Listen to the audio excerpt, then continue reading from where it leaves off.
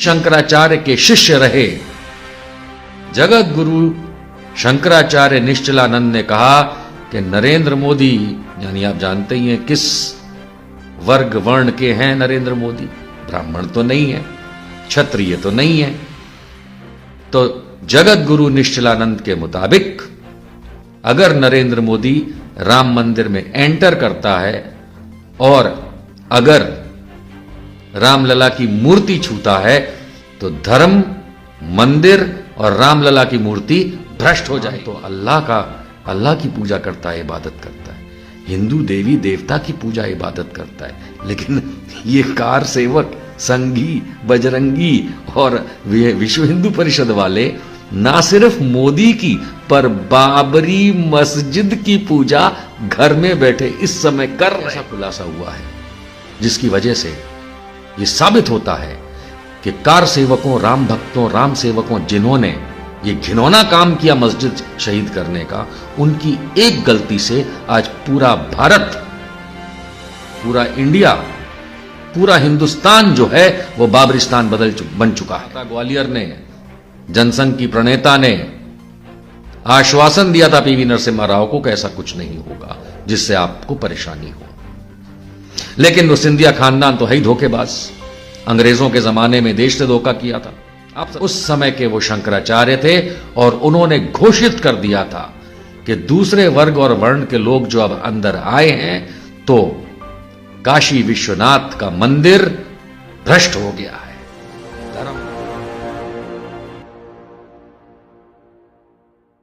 जगत गुरु शंकराचार्य ने आखिरकार नरेंद्र मोदी प्रधानमंत्री के खिलाफ धार्मिक मोर्चा खोल ही दिया है। बताता हूं, पहले जरा चश्मा उतार लूं।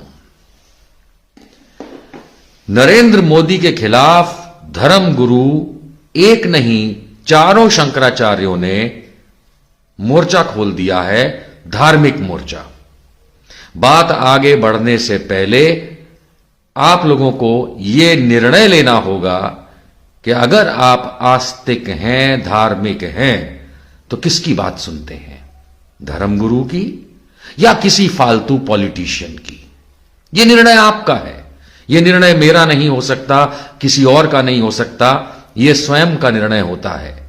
तो हर इंसान खुद यह निर्णय करे कि क्या आप धर्म को यदि मानते हैं, आस्तिक हैं, भगवान या ईश्वर के प्रति आपकी आस्था है, तो आप किसकी बात सुनेंगे, वेदों की, शास्त्रों की और उनके ज्ञाता शंकराचार्यों की, या किसी आलतू फालतू राजनीतिक व्यक्ति की? यह निर्णय आप करिएगा, मैं नहीं करूंगा।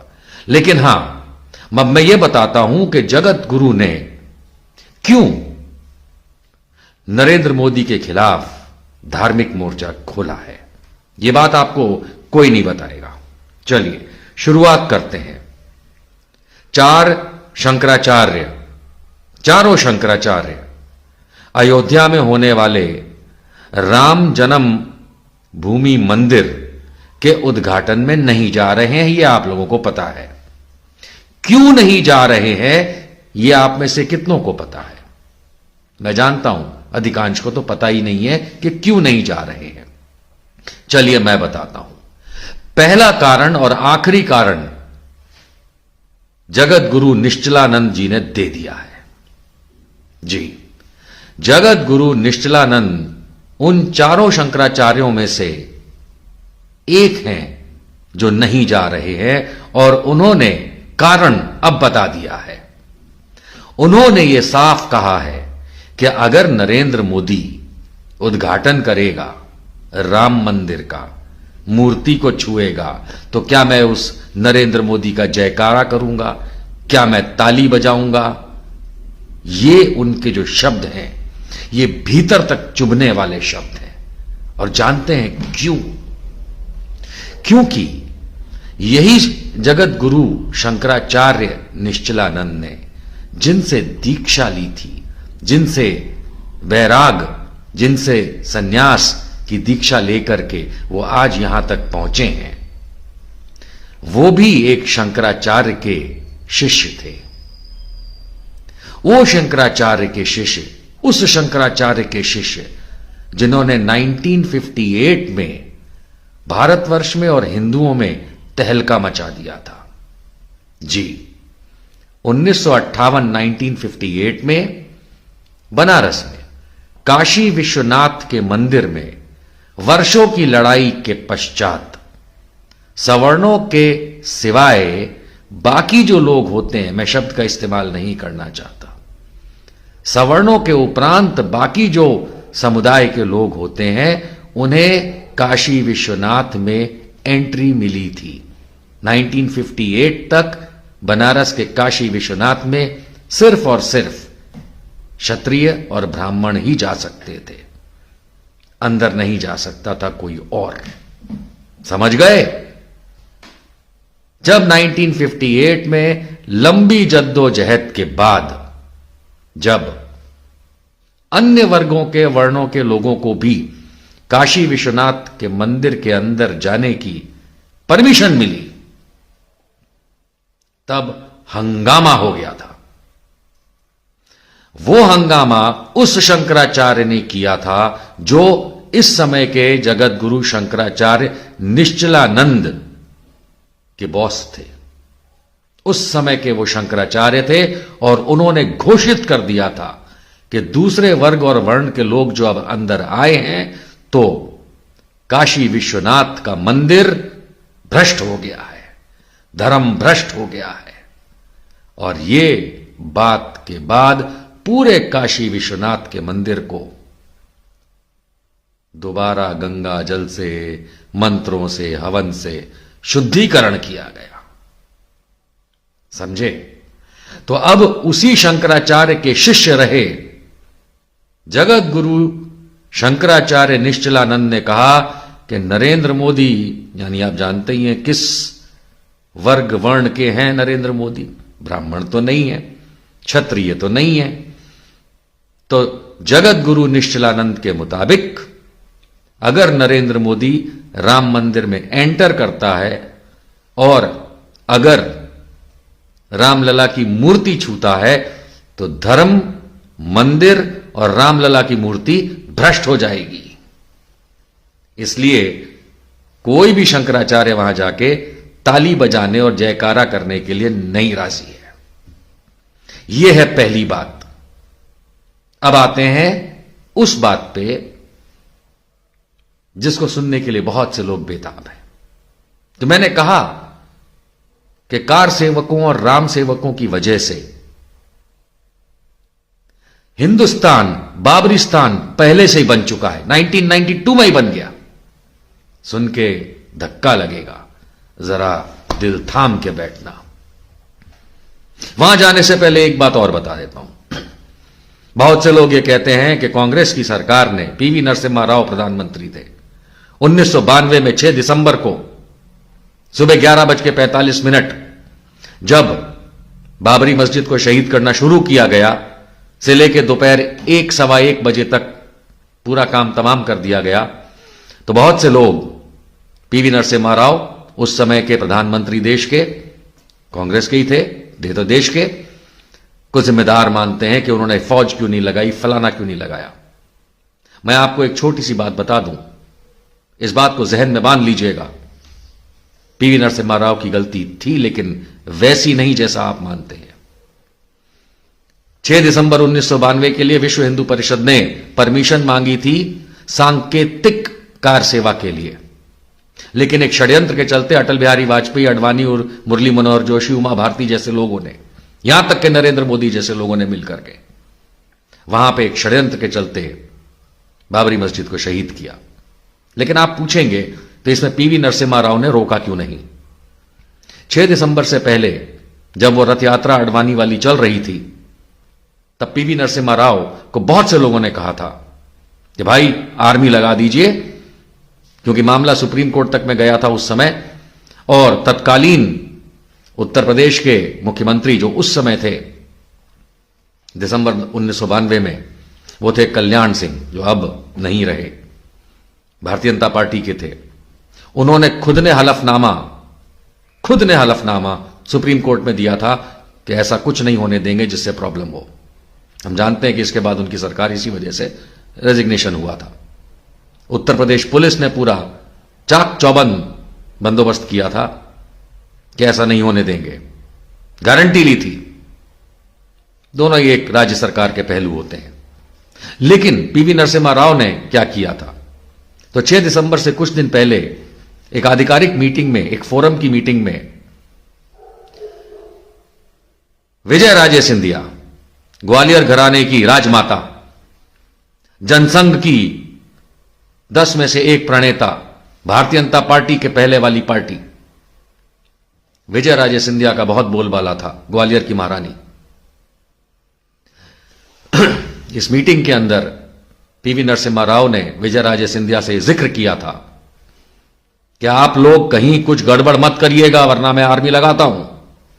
तब विजय राजे सिंधिया, जो उस जमाने में आरएसएस के चलते बहुत बड़ा नाम था, जनसंघी नाम, और बहुत इज्जत भाजपा वाले करते थे, विश्व हिंदू वाले परिषद वाले करते थे, और उनकी बोली हुई बात को माना जाता था। उन्होंने, विजय राजे सिंधिया, राजमाता ग्वालियर ने, जनसंघ की प्रणेता ने आश्वासन दिया था पीवी नरसिम्हा राव को कि ऐसा कुछ नहीं होगा जिससे आपको परेशानी हो। लेकिन वो सिंधिया खानदान तो है ही धोखेबाज। अंग्रेजों के जमाने में देश से धोखा किया था, आप सब जानते हैं। ज्योतिरादित्य सिंधिया ने अभी हाल में धोखा दिया, और इसकी दादी विजय राजे सिंधिया ने पीवी नरसिम्हा राव और साथ साथ पूरे देश को धोखा दिया। इसलिए पीवी नरसिम्हा राव पे उंगली उठाने से पहले देखिए धोखा कहां से आ रहा है। पर खैर 6 दिसंबर 1992 सुबह 11:15 बजे जो कुछ होना शुरू हुआ, दोहराने की आवश्यकता नहीं है, और 1 बजे तक। अब आप पूछेंगे तो इसमें बाबरिस्तान कहां से बन गया? आइए इसका खुलासा करते हैं, चौंकिएगा मत। वैसे थोड़ा बहुत तो चौंकेंगे। देखिए, जहां तक इस्लाम को मैं समझता हूं, एक मस्जिद जब बन जाती है तो पहली बात तो वहीं रहती है, जैसे मंदिरों का होता है कि एक बार कहीं बन गए तो फिर वहीं रहते हैं। लेकिन कई बार कई कारणों से उसको रीलोकेट किया जाता है, स्थानांतरित किया जाता है। वो अलाउड है, वो हिंदुओं के मंदिरों के लिए भी अलाउड है, ईसाइयों के गिरजाघर के लिए भी अलाउड है, और मुसलमानों में मस्जिद के लिए भी अलाउड है कि अगर उसको रीलोकेट करना है तो बाकायदा तरीके से, सलीके से, धार्मिक प्रोसीजर से उसको रीलोकेट किया जा सकता है। मुझे अच्छे से याद है कि 1992 के इस घिनौने अपराध जो कि भारतीय जनता पार्टी, वीएचपी और बजरंग दल वालों ने, आरएसएस वालों ने किया, इसके बाद मामला कोर्ट में चला, क्योंकि वो सब होने के बाद फौरन वहां पे पैरामिलिट्री और बाकी चीज लग गई थी। बाबरिस्तान बना, उसका खुलासा दोस्तों ये है कि जब बाबरी मस्जिद को धाराशाही किया गया, शहीद किया गया, तो स्वाभाविक सी बात है, आप लोगों ने फोटोज देखी होंगी, वो एक बहुत बड़ी बिल्डिंग थी। बहुत बड़ी मतलब अपने जमाने में जब बनी उस हिसाब से एक बहुत बड़ा बिल्डिंग था, बहुत बड़ा स्ट्रक्चर था। यानी अगर उसको, शहीद शब्द छोड़ के मैं तोड़े शब्द पे आ रहा हूं, कि तोड़ा गया, गिराया गया, तो बहुत सारा मलबा गिरा, बहुत सारा मलबा, कई 100 टन तक का मलबा हो सकता है, कम से कम 100 टन का मलबा तो होगा ही, क्योंकि मैं उससे ज्यादा ही मानता हूं, क्योंकि इतना बड़ा स्ट्रक्चर, आप जाकर के दोबारा गूगल पे सर्च कर सकते हैं उसकी फोटो बाबरी मस्जिद की, तो जितना उसके अंदर माल सामान लगा था उस स्ट्रक्चर को खड़ा करने के लिए, मस्जिद को खड़ा करने के लिए, वो 100 टन से कहीं ज्यादा होगा, क्योंकि एक ट्रक में 10-15 टन माल आता है कंस्ट्रक्शन का, तो उसमें जितना होगा कम से कम 500-600 टन से ज्यादा ही होगा। हो सकता है 1000 टन टोटल हो, हमें नहीं पता, लेकिन कई 100 टन कंस्ट्रक्शन मटेरियल था। और एक बार मस्जिद बन जाने के बाद उसमें लगे हर वो चीज जिससे वो मस्जिद बनी है कंस्ट्रक्शन की, चाहे मिट्टी हो, ईंट हो, पत्थर हो, लोहा हो, और भी कुछ भी हो, उसका इस्तेमाल दोबारा उसी कार्य के लिए किया जा सकता है किसी और कार्य के लिए नहीं किया जा सकता। आप किसी मस्जिद की ईंट लेकर के अपना घर नहीं बना सकते। इस्लामिक शरीयतन बात कर रहा हूं, शरिया के हिसाब से, कि मस्जिद में इस्तेमाल हुई जो भी चीज हो, कई जगह लकड़ी की होती है, जैसे ऊंचे पहाड़ों में धरातल वाली जमीन, नॉर्मल जमीनों के ऊपर ईंट पत्थर की बनती है, कंस्ट्रक्शन की बात कर रहा हूं, तो उसमें इस्तेमाल कोई भी कंस्ट्रक्शन का मटेरियल ना तो कूड़े कचरे में फेंका जाता है, ना इधर उधर मलबे में ढेर करके फेंक दिया जाता है। ऐसा नहीं किया जाता है। उसे बाकायदा या तो संजो के रखा जाता है कि अगर हटा दिया गया, अगर उस स्ट्रक्चर को हटा दिया जो कि मस्जिद है, कहीं की भी हो, आप अपने उसको शरीयतन तरीके से कहीं पे उसको रख सकते हैं, क्योंकि वो जगह, उस जगह की अकेले की बात नहीं, उस जगह पे बनी हर चीज जो है, उसमें लगी हर चीज जो है, वो पाक, पावन और इज्जत के काबिल, इज्जत के लायक चीज है। सही बात है। तो अब आप में से शायद ही किसी ने सोचा होगा, या शायद ही किसी को पता होगा कि उस मस्जिद को शहीद करने के बाद उसका मलबा ही बोला जाएगा, क्योंकि गिर गया तो मलबा कहलाएगा। विद ड्यू रिस्पेक्ट, कहां गया 100, 200, 300, 500 टन वो पत्थर, मिट्टी, खंभों के टुकड़े, गुंबज के टुकड़े, उनमें लगा कोई भी मेटल और बाकी अन्य चीज कहां गई? फर्ज करिए कि वो 500 टन था, 50 ट्रक का माल था, वो डंपर जैसे जाते हैं, देखते हैं ना आप लोग, तो अमूमन एक ट्रक में 10 टन होता है। आजकल तो बड़े ट्रक भी आने लगे हैं। अगर आप उस फोटो को दोबारा देखेंगे, 500-600 टन से कम नहीं होगा वो मटेरियल। कहां गया? अब इसी बात के खुलासे में आपको मालूम चलेगा कि हिंदुस्तान बाबरिस्तान कैसे बन चुका है। जब यह केस चला तो बाबरी एक्शन कमेटी के वकील हुआ करते थे सुप्रीम कोर्ट में, मरहूम जफरयाब जिलानी, मेरे दोस्त थे। उन्होंने कई बार सुप्रीम कोर्ट में जिलह करते पे यह बात रखी कि भाई अब तो वो ऐसा हो ही चुका है जो होना था 92 में, लेकिन कम से कम वो जो मलबा है वो हम मुसलमानों को दे दीजिए, ताकि हम उसको दोबारा विद प्रॉपर इज्जत वापस उसको हम बनाएं और मस्जिद का निर्माण दोबारा करें, रिकंस्ट्रक्ट करें, पुनः स्थापित करें, कहीं भी करें। सुप्रीम कोर्ट ने उस पर तवज्जो कभी नहीं दी। जब केस का फैसला आ गया 2019 में, वो बिकाऊ रंजन गोगोई ने जिस तरह से किया सब जानते हैं।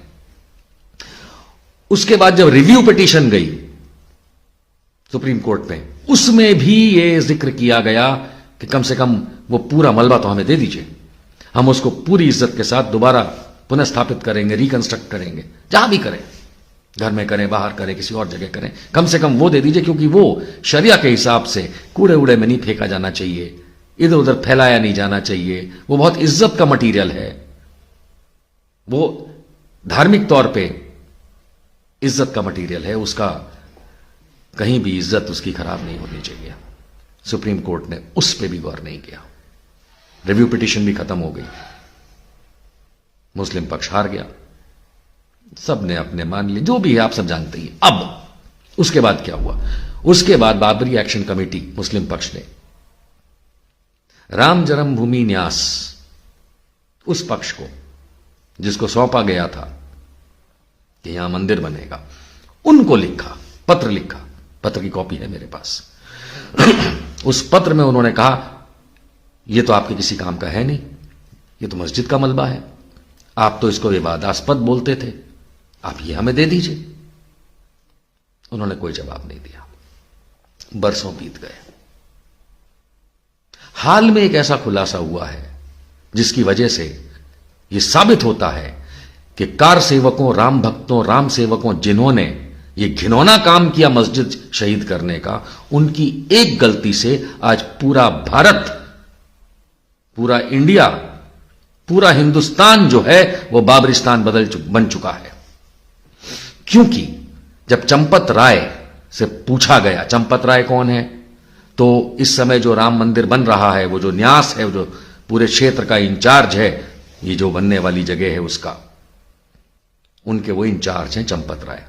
जब उनसे पूछा गया इंटरव्यू में, तो वो कहते हैं हमें नहीं पता कहां गया, बहुत पुरानी बात है, हमने तवज्जो नहीं दी, हमने ध्यान ही नहीं दिया इस पे, पता ही नहीं कहां है, अब तो पता ही नहीं कहां है। उसी में, उसी न्यास के एक वरिष्ठ सदस्य हैं, महंत भी हैं, नाम लेना उचित है नहीं है, चलो ले लेते हैं, कमल नयन दास। कमल नयन दास जो इसी राम मंदिर जो बन रहा है, इसकी जो न्यास है, इसकी जो ट्रस्ट है, इसके वरिष्ठ सदस्य हैं। जब इनसे पूछा गया कि वो मलबा कहां है, हमें दे दीजिए, मुस्लिम पक्ष को, तब इसी राम जन्मभूमि मंदिर बनाने वाली ट्रस्ट कमिटी जो है, न्यास जो है, उसके वरिष्ठ सदस्य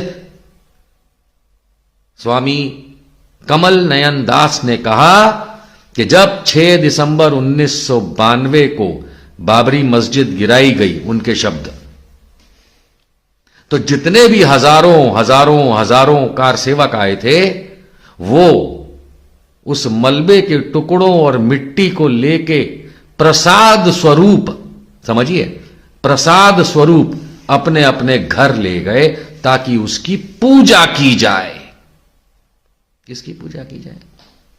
मस्जिद के अंशों की, अंश, मस्जिद के अंश हैं वो, चाहे मिट्टी हो, चाहे पत्थर हो, चाहे ईंट हो, मस्जिद के उन रिस्पेक्टेड अंशों को, टुकड़ों को हजारों कार सेवक जो पूरे भारत से आए थे, उस समय पूरे इंडिया से आए थे, वो महंत कमल नयन दास, वरिष्ठ सदस्य राम जन्मभूमि मंदिर ट्रस्ट के हिसाब से और उनके कहने के हिसाब से कि हर वो हिंदू राम भक्त कार सेवक मस्जिद के वो अंश प्रसाद स्वरूप ले गया है अपने घर और उसको पूजता है। राम सेवकों ने, कार सेवकों ने तो मस्जिद को अपने घर में बसा रखा है, और ये राम सेवक, कार सेवक पूरे देश से आए थे, तो पूरे देश में, हर शहर में, हर डिस्ट्रिक्ट में आज बाबरी मस्जिद है, हर डिस्ट्रिक्ट में है। क्योंकि हर धर्म में यह कहा जाता है कि ईश्वर, अल्लाह, गॉड तो कण कण में है, मेरे बालों में है, आपके बालों में है, पीछे दीवाल में है, कण में है, रज में है, खाने में है, पानी में है, जिस मोबाइल में आप देख रहे हैं उसकी स्क्रीन में भी है, हर चीज में ईश्वर, अल्लाह, गॉड है ना। लेकिन ये राम भक्त जो हैं, खास करके जो राजनैतिक राम भक्त हैं, ये वीएचपी और आरएसएस और बजरंग दल वाले, ये तो मस्जिदों पे चढ़ करके हरा झंडा हटा के भगवा झंडा लगाने वाले, इन्हें तो ये लगता है कि बस हिंदू ही है। पर ये मुस्लिम मस्जिद के अंश अपने घरों में प्रसाद स्वरूप रख के उसे पूज रहे हैं। देश के हजारों लाखों गांवों में, शहरों में, जिलों में, जहां जहां आप नजर उठाएंगे, जहां जहां ये कार सेवक हैं, वो अपने घर में रख के बाबरी, अल्लाह की नहीं, बाबरी की पूजा कर रहे हैं। उन्होंने कहीं फेंका नहीं उनके अंशों को, टुकड़ों को। बाबरी मस्जिद के अंश और टुकड़ों को कहीं कचरे में नहीं डाला, कहीं नाली में नहीं फेंका, कहीं इधर उधर नहीं फेंक दिया। उन्होंने अपने घरों में रखा हुआ है आज भी। और आप, उदाहरण के तौर पे, मुसलमान तो अल्लाह की पूजा करता है, इबादत करता है।